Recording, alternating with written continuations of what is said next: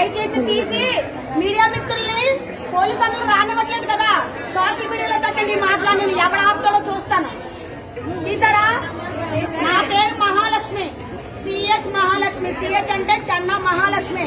నేను వైజాగ్ నుంచి వచ్చాను. నేను సైట్ ఇంజనీర్ని, డిప్లొమా చేశాను.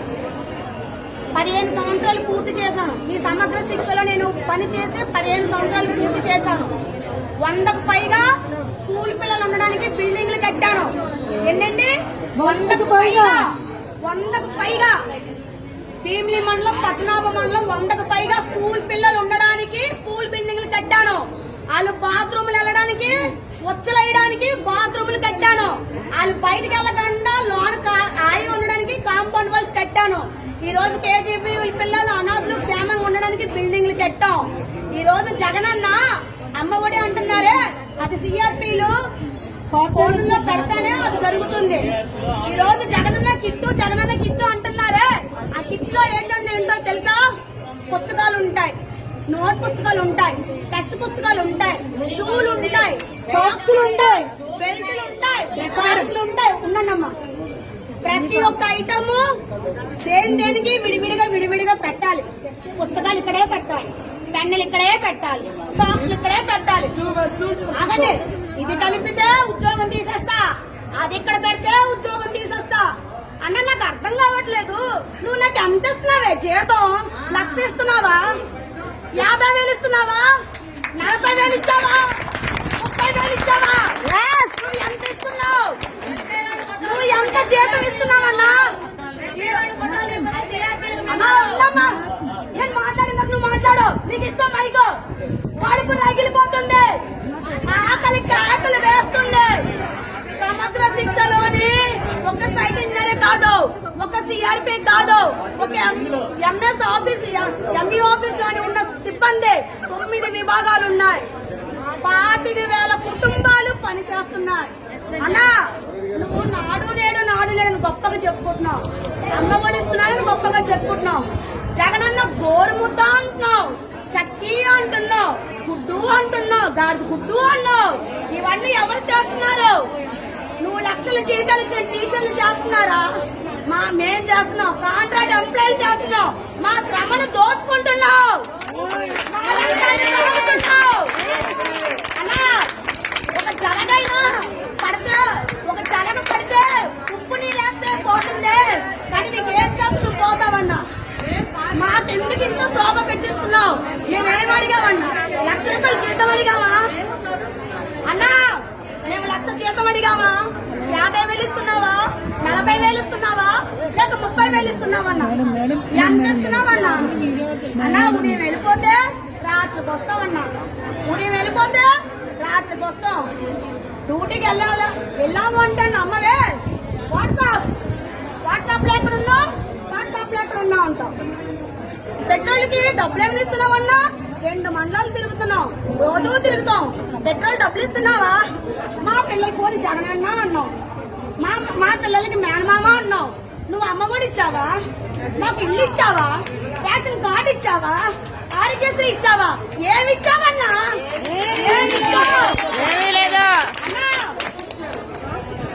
అన్న, ట్రెజరీ జీతాలు అని చెప్పేసి అన్ని తీసేస్తున్నావు. ట్రెజరీ జీతాలు ఎంతన్నా? 14,000 లేక 22,000. 22,000 జీతం ఇచ్చి మమ్మల్ని ఇలా రోడ్డు మీద నిల్చోబెడతావా అన్నా? నేను విజయవాడ రావడానికి నా దరిద్రం ఉల్లిపాయలు కొంటున్నాను బాబో. పోలీస్ అన్నా, పోలీస్ అట్టా నన్ను వల్లండి, ఉల్లిపాయలు కొనడానికి వచ్చాను బాబో. రావాల్సి వచ్చిందన్నా. అన్నా, గాంధీజీ స్థాపించిన రాజ్యంలో ఉన్నామా? ఇందిరామ్మ ఉన్న రాజ్యంలో ఉన్నామా? ఏ రాజ్యంలో ఉన్నామన్నా? నాకు అర్థం కావట్లేదన్నా. అన్నా, నాకు ఎక్కడ అర్థం కావట్లేదన్నా. కానీ ఒకటి జగనన్న, మాట ముందు అన్నా అంటున్నాను, మాట వెనక అన్నా అంటున్నాను. నేను ఎంత ఫ్యాన్ ఒకసారి ఆలోచించు. నేనే ఓటైన అంటున్నానంటే టీడీపీ వాళ్ళు ఇంకేం ఓటేస్తారన్నా? నీకు ఎవరు ఓటేస్తారన్నా? ఇంతమంది ఆడోళ్ళు ఏడుస్తున్నారే, 16 రోజుల నుంచి సమ్మె చేస్తున్నామే, జీతాలు లేవు, క్రిస్మస్ చేసుకోలేదు, న్యూ ఇయర్ చేసుకోలేదు. అక్క చెల్లెలు మేనమామ, మా పిల్లలకి మేనమామ అంటావు. నువ్వెక్కడ మాట్లావే? నువ్వెక్కడ మాట్లావా? పులివెందులు వెళ్ళి కేక్ కట్ చేస్తావు. మీ నాన్నగారు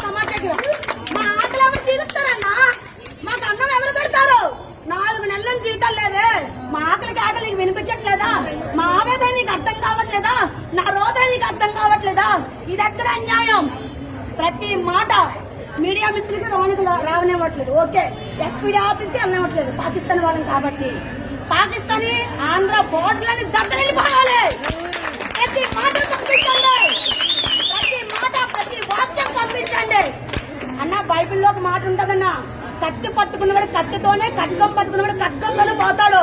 నువ్వు ఏ వాగ్దానం మీద ఇచ్చావో ఆ వాగ్దానం నెరవేర్చకపోతే అదే వాగ్దానంతో నువ్వు బయటకు వెళ్తావన్నా. నువ్వు కూడా బయటకు వెళ్తావు. జై హింద్. సమగ్ర శిక్ష ఉద్యోగస్తులు, శిక్ష ఉద్యోగస్తులు,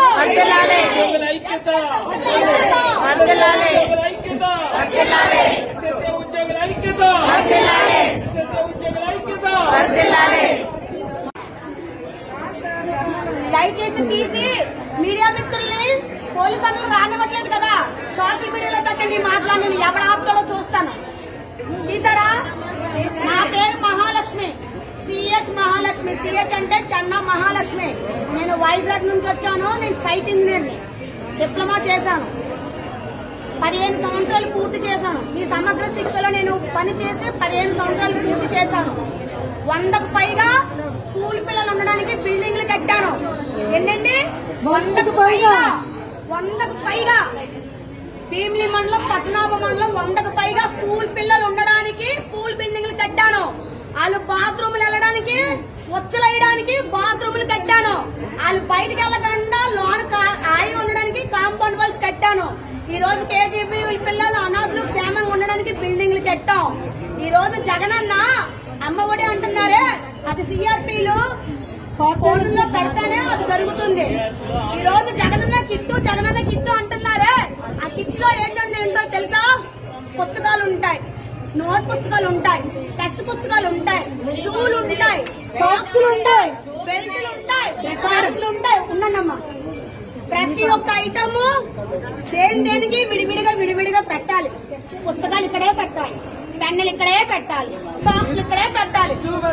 అలాగే ఇది కలిపితే ఉద్యోగం తీసేస్తా, అది ఇక్కడ పెడితే ఉద్యోగం తీసేస్తా అన్న. నాకు అర్థం కావట్లేదు. నువ్వు నాకు ఎంత ఇస్తున్నావే జీతం? 1,00,000 ఇస్తున్నావా? 50,000 ఇస్తున్నావా? 40,000 ఇస్తావా?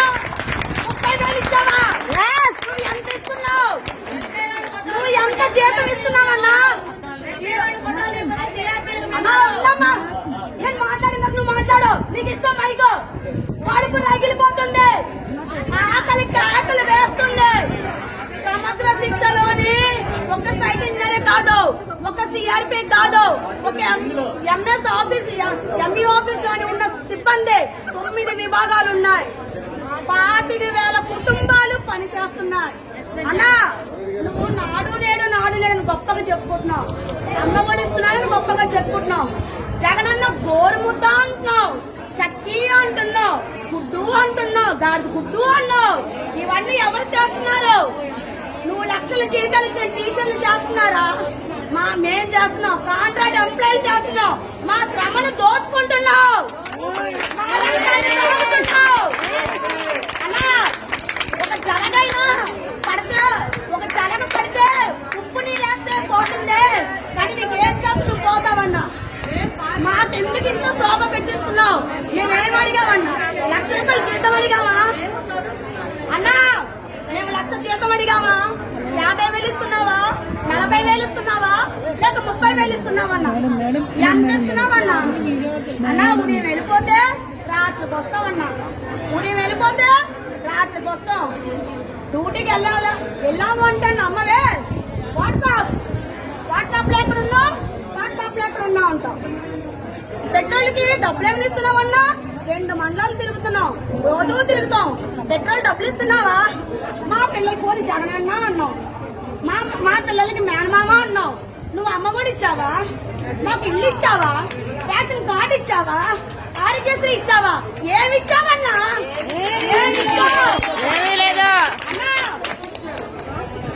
అన్న, ట్రెజరీ జీతాలు అని చెప్పేసి అన్ని తీసేస్తున్నావు.